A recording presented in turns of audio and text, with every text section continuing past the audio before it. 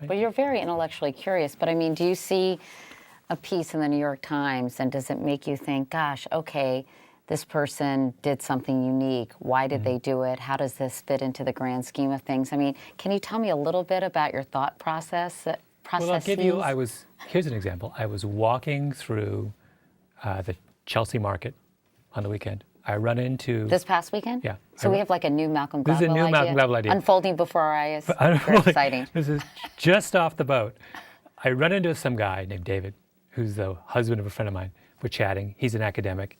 He says, have you read this book you should really read this book by Irving Goffman, who's an old, brilliant sociologist from the 60s. I was like, really? And he gave me the name of the book. Yesterday, I went to the library, and I started reading this book, and I was like, oh my goodness. You went to the library? Yeah, totally. Yeah. Sat in the library, and I started reading the book. And I was like, oh my goodness, this is fascinating. I mean, he was right.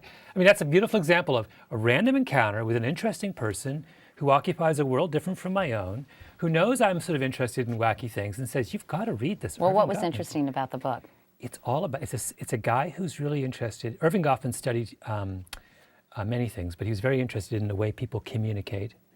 And he wrote this essay, which I'd never read before, in the late 60s, in which he talked about communication entirely using examples from the world of espionage.